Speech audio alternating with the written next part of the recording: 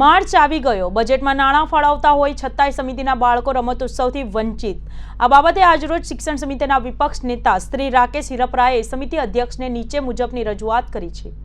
વ્યાયામ અને રમતગમત એ શિક્ષણ તેમજ જીવનનું એક અભિન્ન અંગ છે, જેના ઉપર ગંભીરતાથી કામ કરવું એ દરેક શૈક્ષણિક સંસ્થાની ફરજ છે।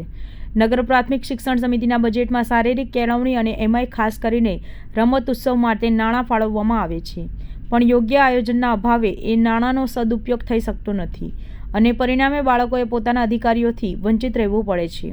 શાળાના રમત ઉત્સવ માટે 2020-21માં માત્ર 4.71 લાખ વાપરવામાં આવ્યા, 2022-23માં માત્ર 3.5 લાખ વાપરવામાં આવ્યા અને 2023-24ના પ્રથમ 6 મહિનામાં માત્ર 1.54 લાખ રૂપિયા વાપરવામાં આવ્યા। રમત ઉત્સવ શિયાળામાં યોજવામાં જ હોય છે, એટલા માટે જ તો બજેટમાં નાણાં ફાળવવામાં આવે છે, તે પછી એનું અગતરું આયોજન કેમ થતું નથી? દર વર્ષે આ કામમાં મોડું શા માટે થાય છે?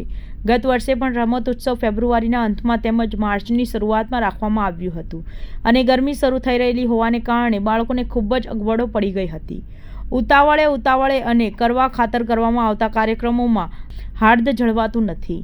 આ બાબતે સામાન્ય સભાના માધ્યમથી પણ અમોને વારંવાર આપ શ્રી અધ્યક્ષનું ધ્યાન દોરેલ છે, પણ આ પરિસ્થિતિમાં આ વર્ષે પણ કોઈ સુધારો જોવા મળ્યો નથી, જેથી માંગ છે કે ગરમી શરૂ થાય તે પહેલાં આ વર્ષના રમતોત્સવનું આયોજન તાત્કાલિક કરવામાં આવે તેમજ દર વર્ષે રમતોત્સવ સમયસર યોજવામાં આવે।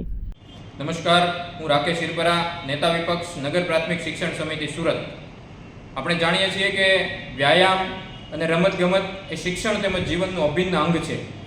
દર વર્ષે બજેટમાં નગર પ્રાથમિક શિક્ષણ સમિતિના બજેટમાં રમતોત્સવ માટે નાણાંની ફાળવણી કરવામાં આવે છે, પૈસા ફાળવવામાં આવે છે, પણ દર વર્ષે રમતોત્સવ યા તો મોડું આયોજન કરવામાં આવે છે અને યા તો આયોજન જ કરવામાં નથી આવતું અને એ નાણાં છે એ વણવપરાયેલા પડ્યા રહે છે।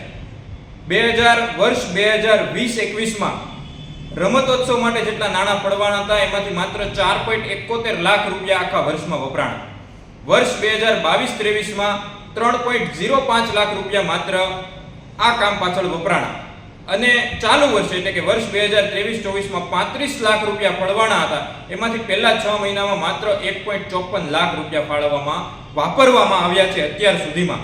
ગયા વર્ષે પણ રમતોત્સવ શરૂ થયો અને પૂરો થયો ત્યાં સુધીમાં માર્ચ મહિનો આવી ગયો। ફેબ્રુઆરીના એન્ડમાં અને માર્ચમાં રમતોત્સવ યોજવામાં આવ્યો, એટલે કે કાળઝાળ ગરમીમાં રમતોત્સવ યોજવામાં આવ્યો હતો ગયા વર્ષે। ગઈ સામાન્ય સભામાં નવેમ્બર 2023ની સામાન્ય સભામાં અમોએ આ બાબતે રજૂઆત પણ કરી હતી વિપક્ષે કે રમતોત્સવ સમયસર કરવામાં આવે, એનું આયોજન સમયસર કરવામાં આવે, પણ આ વર્ષે પણ ફેબ્રુઆરી મહિનો પૂરો થઈ ગયો અને માર્ચ મહિનો શરૂ થવા આવ્યો છે, છતાં પણ હજુ સુધી રમતોત્સવનું કોઈ પણ પ્રકારનું આયોજન નગર પ્રાથમિક શિક્ષણ સમિતિ દ્વારા કરવામાં આવ્યું નથી। આ ખૂબ ગંભીર બાબત છે। રમતોત્સવ એક વખતનું નથી, દર વર્ષે ખબર જ હોય કે શિયાળામાં રમતોત્સવ યોજવાનો જ હોય, છતાંય આ બાબતે વારંવાર મોડું કેમ કરવામાં આવે છે, આ બાબતે આજે રજૂઆત કરી। અમારી માંગણી છે કે તાત્કાલિક જ્યાં સુધી હજી ગરમી શરૂ નથી થઈ ત્યાં સુધીમાં રમતોત્સવનું આયોજન કરવામાં આવે અને દર વર્ષે સમયસર આનું આયોજન કરવામાં આવે, કારણ કે જે વસ્તુ ઉતાવળે કરવા ખાતર માત્ર કરવામાં આવતી હોય એમાં એ કાર્યક્રમનું એ વસ્તુનું હાર્દ જળવાતું નથી। તો આ બાબતે સમિતિ થોડી ગંભીર બને, સમિતિના શાસકો થોડા ગંભીર બને એવી અમારી માંગણી છે। જય હિન્દ, જય જય ગરવી ગુજરાત।